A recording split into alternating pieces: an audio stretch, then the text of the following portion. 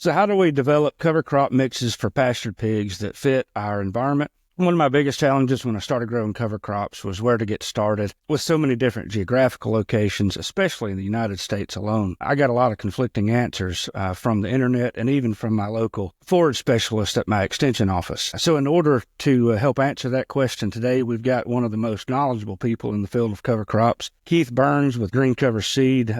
Keith, thanks for being with us today. I appreciate you taking your time. Yeah, Rob, good to join you. And hey, everybody, nice to be here. Can you tell us a little bit more about yourself and Green Cover, how you got started and your mission, that kind of thing? My brother and I grew up here on our farm in south central Nebraska. We grew up farming here, and I went and taught college or taught school for 10 years after college. My brother started farming right away. And I taught for 10 years, and then I moved back when my dad was ready to retire. My brother was already experimenting with no-till farming, and so when I moved back, we went 100% no-till, and that kind of led into experimenting with cover crops. And we really liked what we saw from the cover crops, especially the really diverse mixes, some experiments that we did coupled with some information that we were seeing from Brazil, experiments that Gabe Brown and some of those guys are doing. It all kind of led to us really seeing the power of these diverse cover crop mixes, but finding it was really hard to get the seed. If you wanted to do a 10-way, a 12-way mix, it was just difficult to source all that. So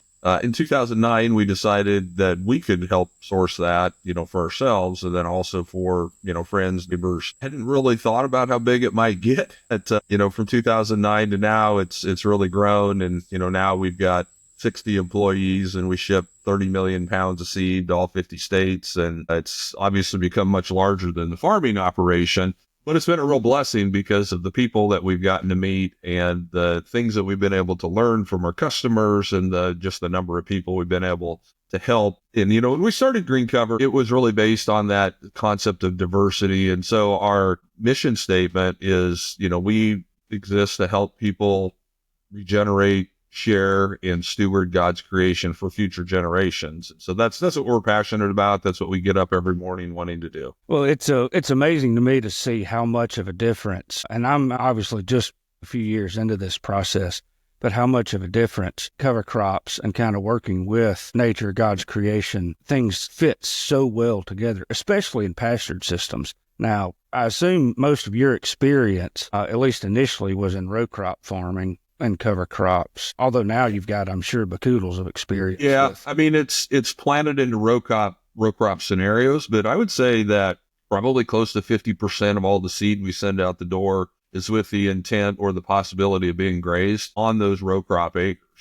So it is mostly with row crop farmers who have livestock as part of their operation as well. It's interesting to me how that's becoming a good bit more popular. I pastored a church in South Georgia, Osceola, Georgia, and I was talking to one of the members of our churches, and they raised pigs. They raised corn and mostly peanuts there, not soybeans, but they would get pigs in the fall and graze the peanuts and the leftover from the peanuts and the corn. Interestingly enough, the row crops, he said, they just weren't very profitable at the time. Now that was in the early 90s, I think. Yeah, but even right now, if you look at commodity prices, the grain guys are feeling lucky to make any money at all. Break even might be a good thing for a lot of people. The cattle guys are making good money. So, we've got some customers who are switching some acres, especially those low productivity acres, from just growing a grain crop to putting something out there that they can graze. Yeah. Well, the thing that amazes me is we can grow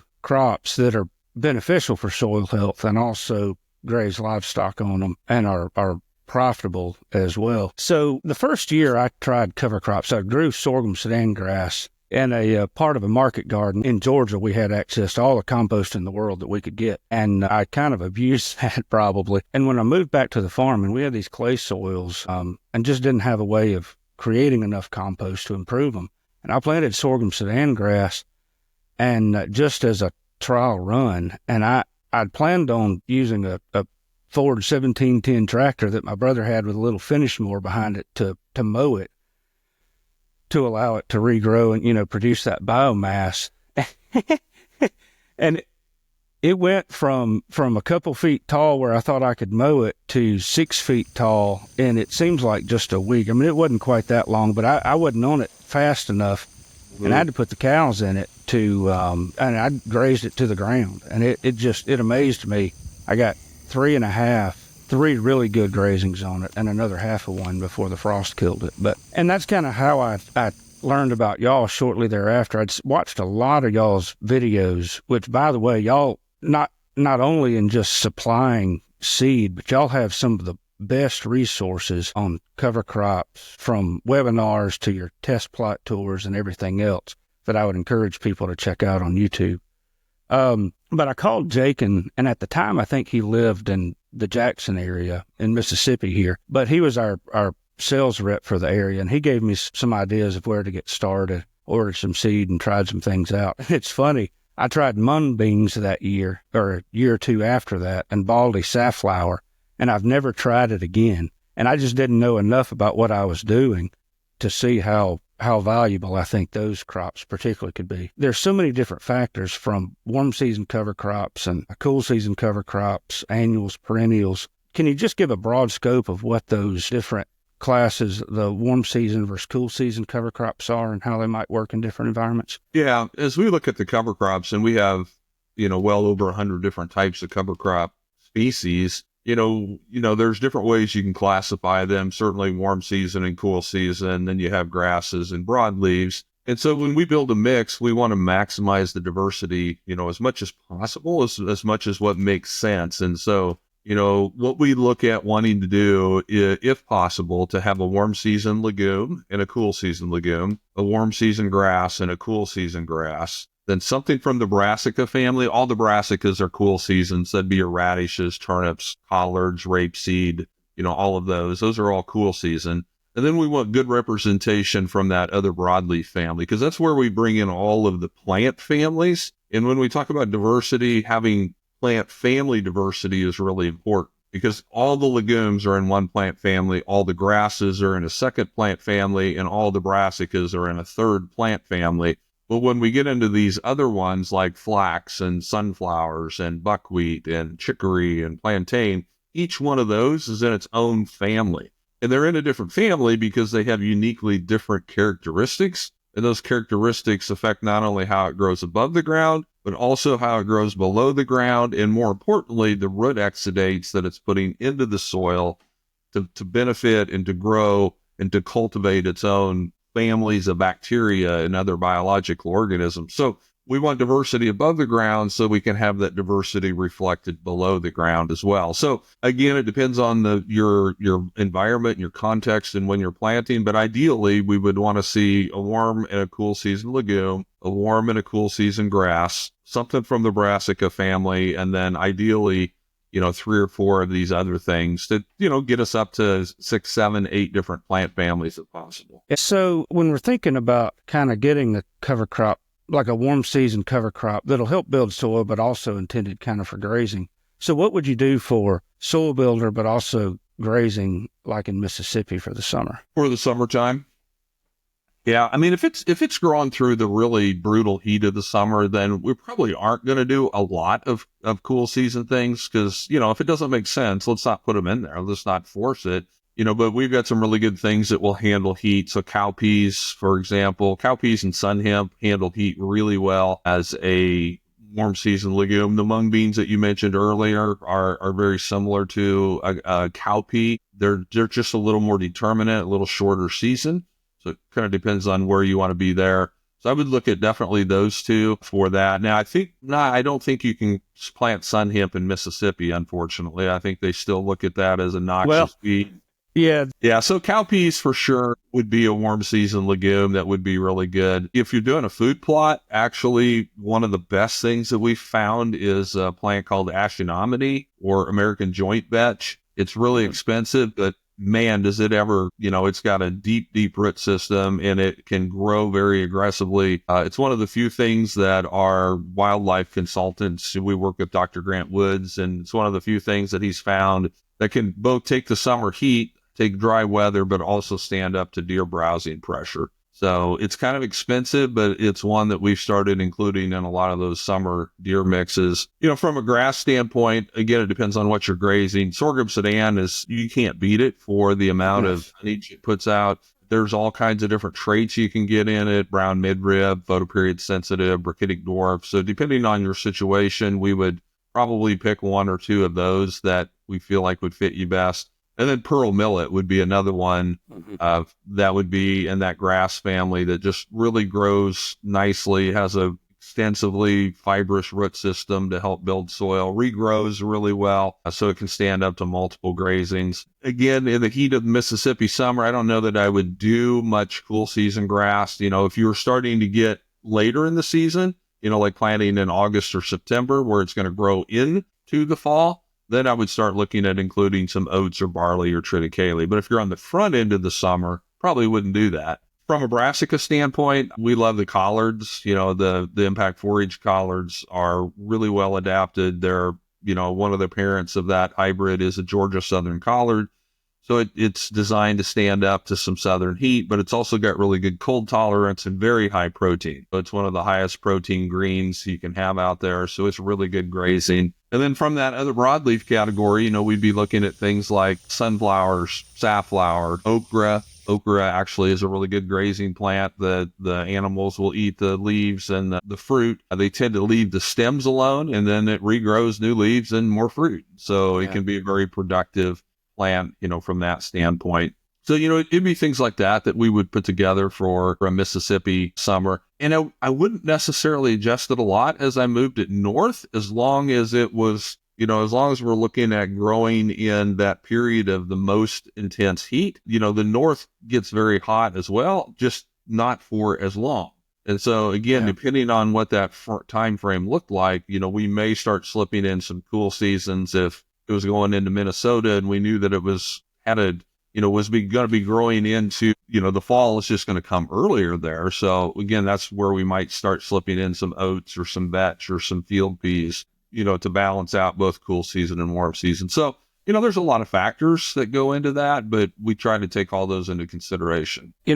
I need to be careful here and not looking for comment from you, but just for others. Unless you're in Mississippi, and I think Arkansas, though I've heard they've lifted it, sun hemp is probably the best, at least in terms of grazing cattle, in my observation, the best warm season legume. Cowpeas are excellent as well, and so are forage soybeans. But sun hemp, there's nothing that seems to hold up as well in my experience. Now, I haven't grown it since Mississippi's kind of gotten excited over the last couple of years, but I don't know what it does with pigs, though. That's a whole nother story. But moving on. So in a mix like that, I tend to vary some of the weights of different things that I grow a good bit when I kind of start trying to graze them with pigs, primarily because pigs need so much lysine. It's interesting. A lot of times people just look at the protein, the crude protein of a plant, and, they look at red clover, for example. I forget exactly what it is, but it's up in the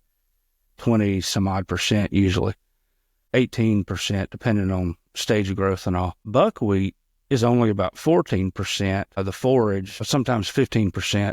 And the seed, the grain itself, is a little bit higher, but the lysine is so much higher. And it's funny, if I'll have clovers and buckwheat side by side, the pigs prefer the buckwheat, not just the grain, but the forage itself. And I suspect it's because of it's got a 5.6% lysine as a percentage of protein compared to the clovers, which are a little bit less. It's incredible how God designed right into these animals the ability to analyze forages and know what they need. Yes. And, yes.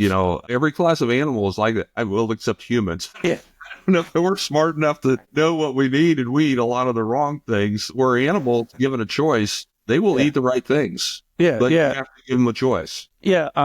And it's interesting. The other thing that amazes me is you mentioned in your thing about the cover crops, diversity is so important.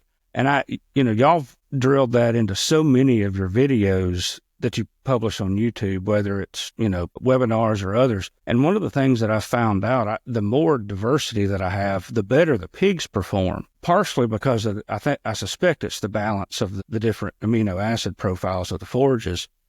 But the really diverse forages, especially the ones that pigs love, winter peas, spring peas are one of their favorite crops, it seems like, this time of the year to graze. And yet, if they've had nothing but spring peas and then they get in and some clovers and stuff, and they find the next strip of forage will have chicory. They'll jump all over the chicory, and then the Boston plantain or whatever that we have growing. It just amazes me that they can sense and select what they need for their bodies, and it varies wildly. I'll often include sunflowers or okra, something like that pigs just aren't going to graze. Every now and then they'll nip on the sunflowers. Usually they're grazed before they go to seed, and yet every now and then I'll find one of our sows that's pregnant, and she'll just chomp down on the sunflower, the leaves, and the stalk, root it up, and then gnaw on the roots. I'm not real sure why she's doing that, other than meeting some kind of need. And then I want to make this point too, because I do make it sometimes with our cattle grazing guys as well. Sometimes it's okay to have plants in a grazing mix that aren't necessarily real palatable, because we're not just doing it for the livestock, we're doing it for the soil as well. So a plant like flax, for example, flax is very unpalatable to almost all classes of livestock because it's got so much lignin and fiber in it, but it's a wonderful plant for the soil. It's relatively inexpensive. It's small seed, so throwing a pound or two of flax into a grazing mix, even though the animals won't necessarily get a lot of benefit out of it, if it's benefiting the soil, then it makes the whole mix better and the whole system better. So sometimes we can think about it, that way. Like sesame would be another one. Sesame is a great warm season crop, does a lot of good things for the soil. Not a palatable plant, but throw a half a pound of that in to add to that diversity profile and do it for the soil and not just for the animal. To second that, I put a good bit of sorghum sudan grass in our warm season crop mix for pigs. Even though they eat it, they love it, but they'll leave a lot of it. You've probably convinced me to try some flax. If I let the buckwheat go to seed in my warm season mix, the pigs graze it. They strip all the seed they can off of it, but they inevitably miss a lot of it. And it regrows once we get soil moisture. And especially when we get into July and August, I found that if there's enough non-grazable cover left, whether it's some of the stalks of the sorghum sudan grass, the okra plants or whatever, but if I overseed it with some cowpeas or forage soybeans, surprisingly enough, it's such a large seeded crop, I never would have thought it would work. But I can get a decent stand there along with some daikon radish and stuff without having to disc, without needing a no-till drill, just, a quick mowing. So I think having stuff there that is not just grazable makes a huge difference. I can echo what you're saying there. Have you ever tried Proso millet in any of your mixes? Not Proso millet, no, sir. Okay. And we typically don't think about that as a grazing one because it's more of a grain type. It's the millet they grow for the bird seed market. But I was just thinking it's fairly short season. It would make seed. If you did millet and buckwheat, they could both kind of make a seed crop. And if you waited for it to get to be mature seed and then graze the pigs through it, it would be another one that would probably reseed itself. I didn't think about that. So, it might be interesting to try that in a little plot here or there somewhere. Yeah, I may try that in a paddock this year just to see. I've got several new crops that I want to try this year. The mung beans, like I say, I've grown them before, but not really with the idea of grazing pigs on them. And y'all have kind of convinced me with some of your videos to try those along with some others. Yeah. And actually we have a upland game bird mix that we put together for people who are wanting to seed a food plot mix for like doves or quail or pheasants. And it's got everything in it that we think will make seed fairly quickly. So that you could just buy that and it would have several types of millet. It would have the mung beans. It would have buckwheat.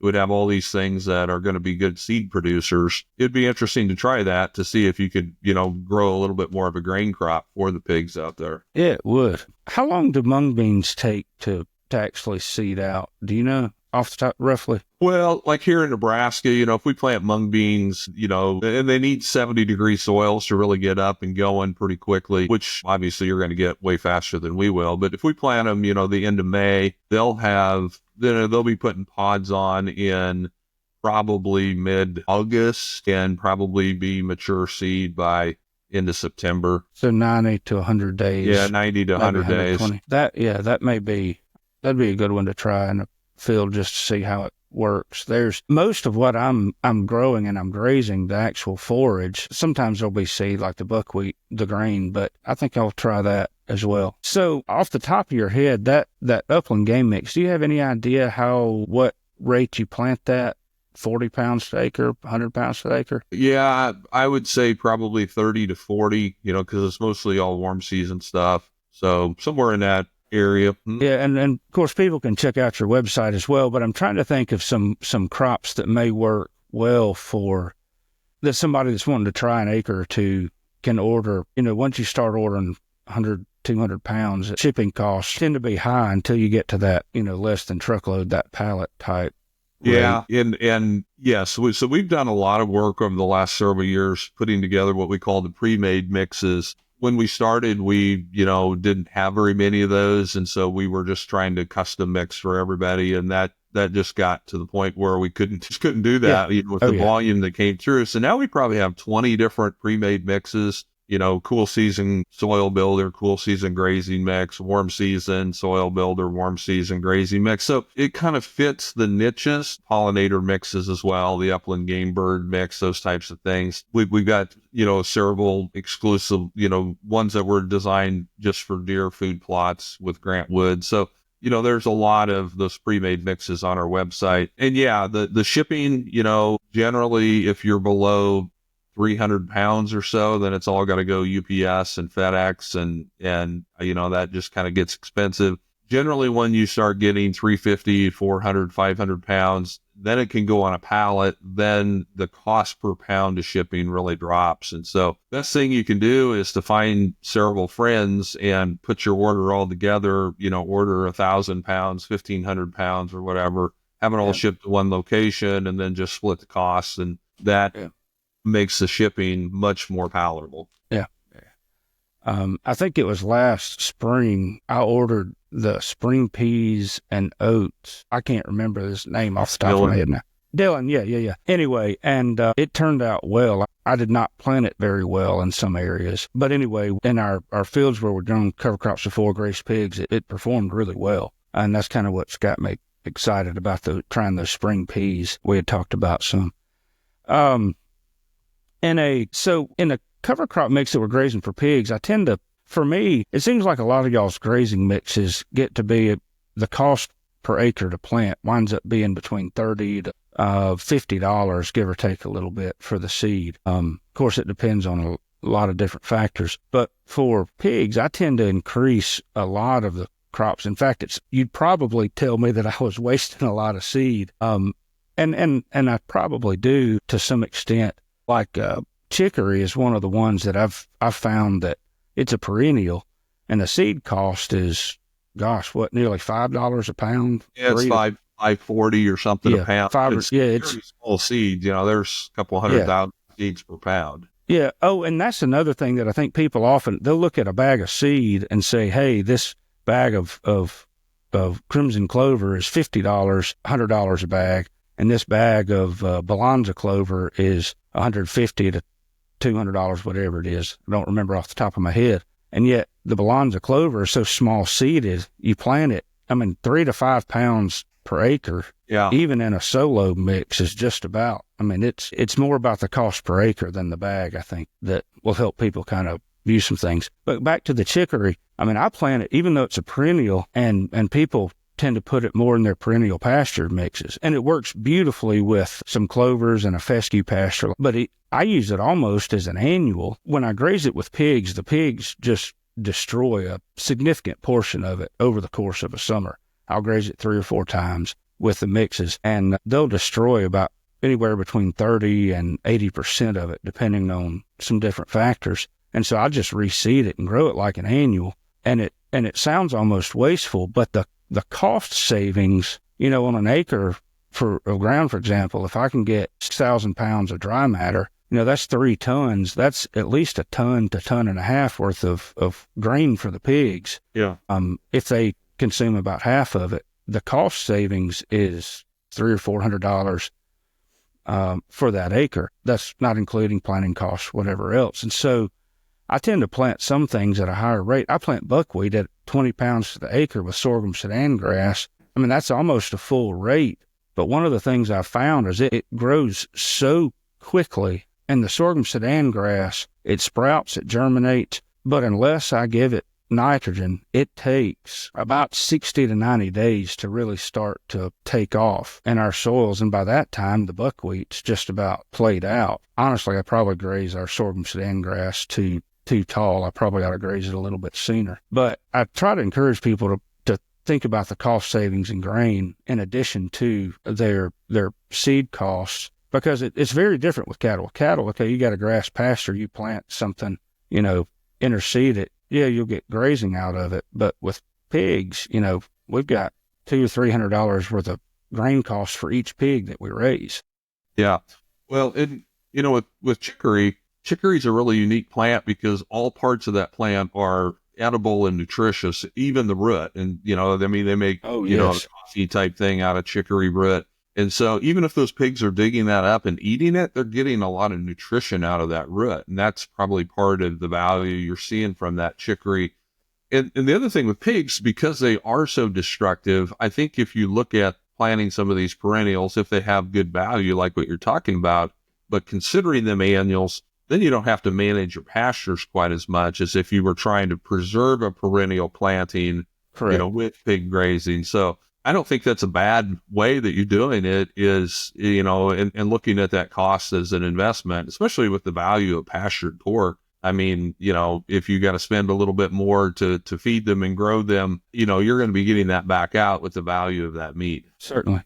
We had talked before about some Boston plantain. Well, let me back up for a second. On chicory, I plant it just about year round. That may sound stupid, but in our environment, it does well in the winter. It doesn't grow quite as fast in the winter as it does in the summer. It tends to just kind of sit there for a couple months after it germinates. If I plant it in the summer, assuming there's soil moisture, I say summer, in the spring, once we plant our warm season stuff, it tends to perform fairly well. And it grows year round. The only thing is it starts to bolt in the heat, and that's when it becomes less palatable, although sometimes the pigs don't care. They'll still eat the root. But Boston, there are other things like Boston plantain that our pigs love. I plan to try that some more this year. It's got some characteristics like chicory, but will it survive a warm season as well? Do you know? I think it will if it gets established. I would not try to establish it in the warm season. I would, in your area, I would try to establish it in September,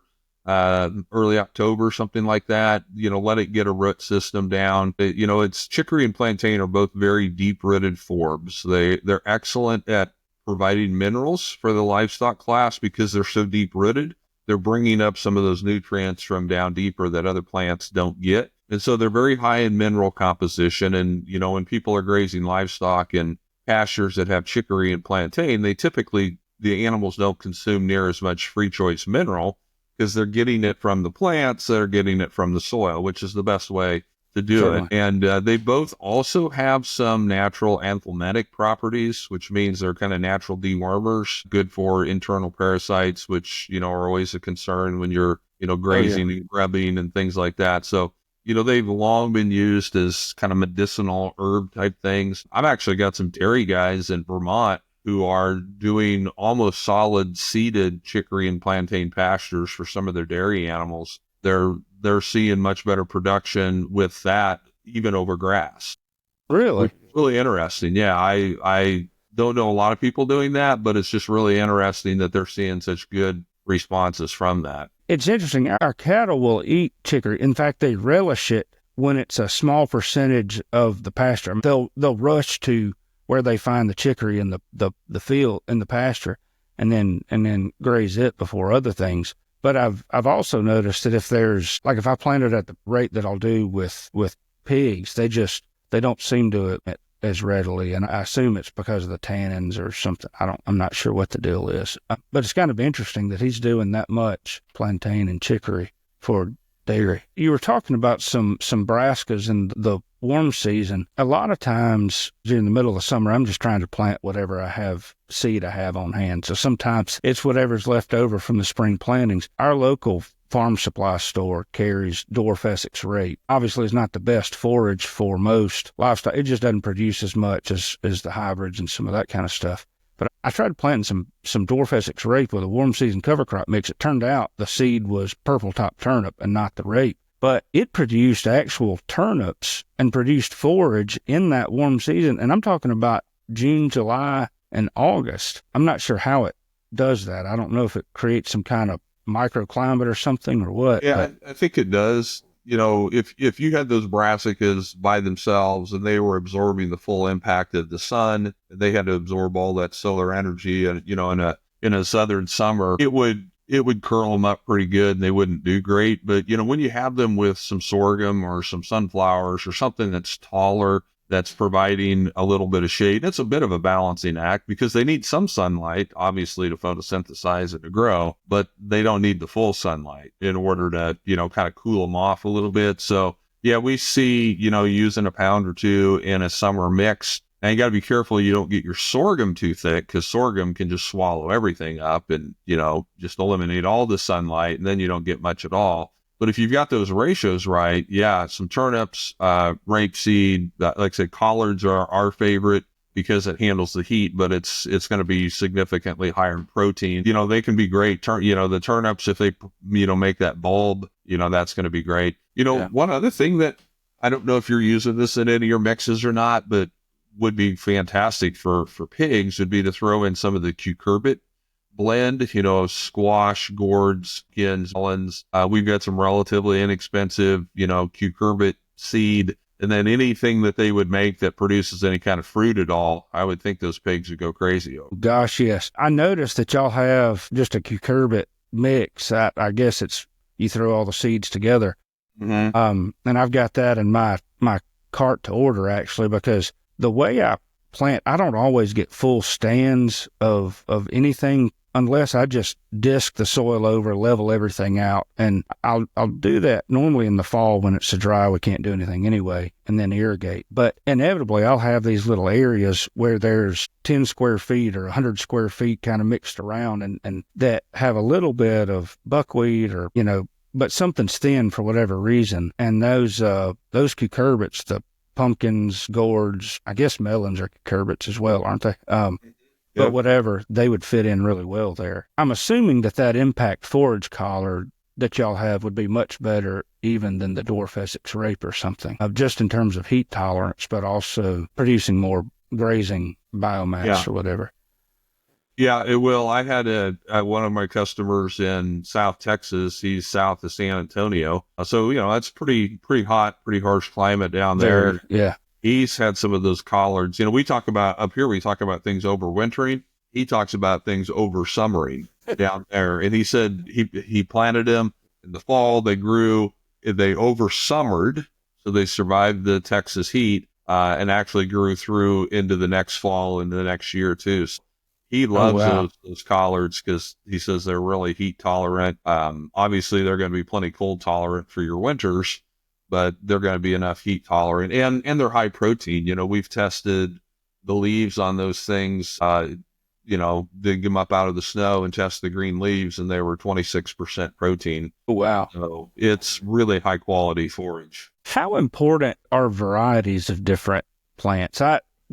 I've gotten this question on YouTube from 3 or 4 different people. Sometimes they're sent to the website, but what variety of buckwheat do you grow? And my response is whatever I can find. I mean, I think y'all have Mancan. I think most of what I've grown is either Kyoto, if that's the right way to pronounce it. I don't know. Or it's just a VNS, the variety not stated. But like I was looking at on y'all's website, trying to figure out whether to order the yellow flax or brown flax. Are varieties that important in a lot of factors? When we look at varietal preference or varietal adaptation to a region or an area, that's much more important if you're trying to grow it for a cash grain harvest type crop, because you can really, you can selectively breed specific varieties for specific characteristics. So if you were wanting to grow grain in Mississippi, you would want a variety that was specifically designed for grain production in Mississippi.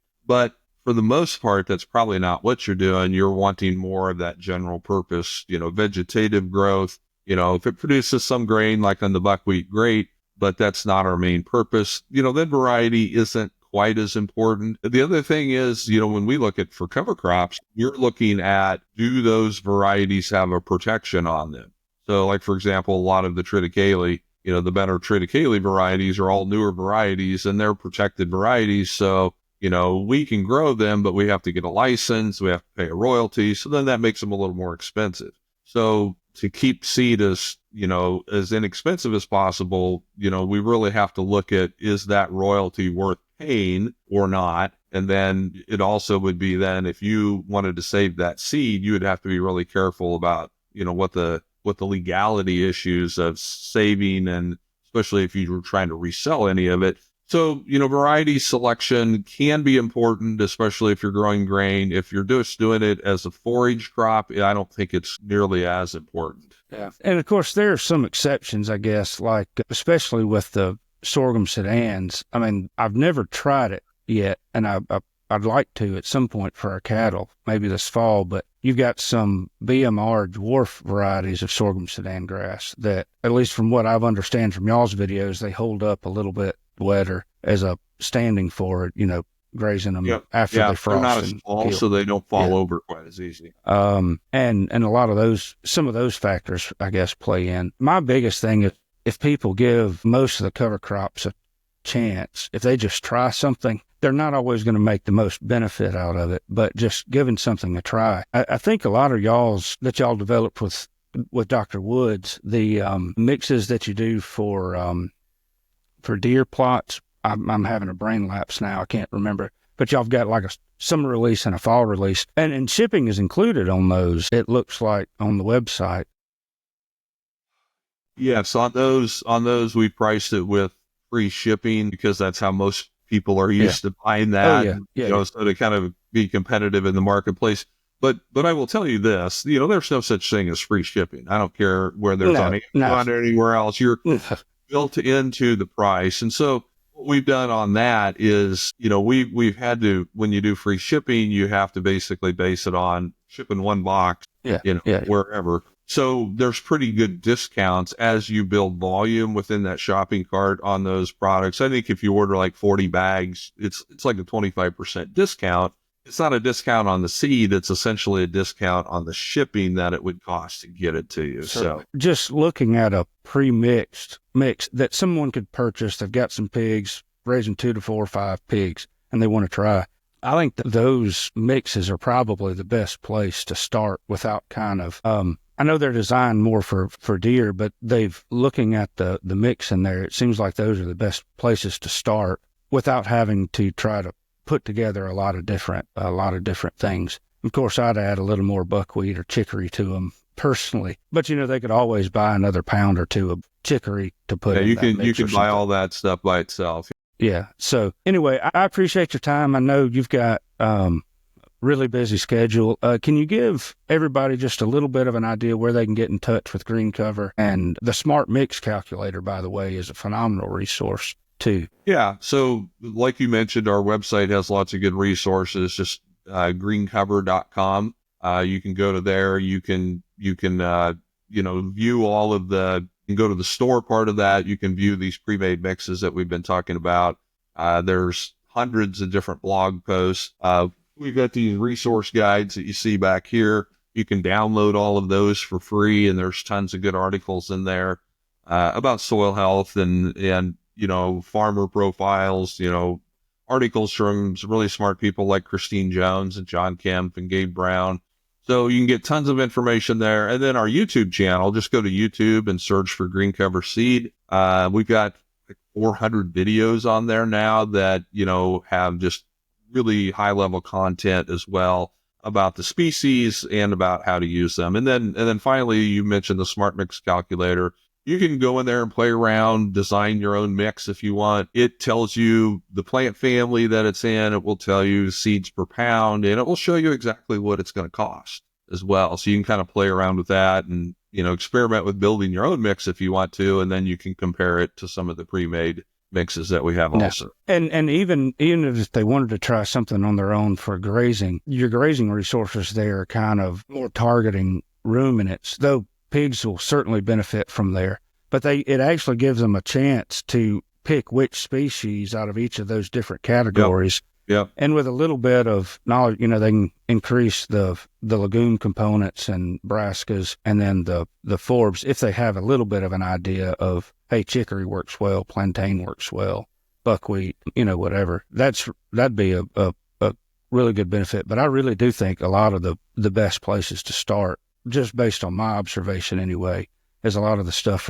for wildlife, particularly for deer hunters. It's not going to be the most fine-tuned, but it'll be the cheapest. Give them a chance to get started, and then kind of tailor for future years. They can add a little more chicory or whatever they have to it. But also, y'all have got a podcast that you've just started. I know it's on YouTube, but y'all's email newsletter. That's a great way for people to stay in touch as well. And I listened to it on Apple Podcasts. That first episode with Gabe Brown was really good. So we just started that. Yeah, our second episode will be coming out here soon, and we're going to do it every other week, so twice a month. So we're not trying to overload anybody. And I'm trying to keep the sessions to 30 to 40 minutes, so you can listen to them on a drive or whatever. So yeah, we're excited to start that and to be able to continue to share that information with people. Wow. Thank y'all so much for not only making a world of a lot of seed available, different species available for livestock producers and row crop farmers and all, but also for the educational resources that y'all are really giving away. It seems like all your knowledge through webinars, through YouTube videos and conversations like this. So thank you so much for your help. I appreciate it. Thank you for your time, Keith. Thanks, Rob. All right. Take care.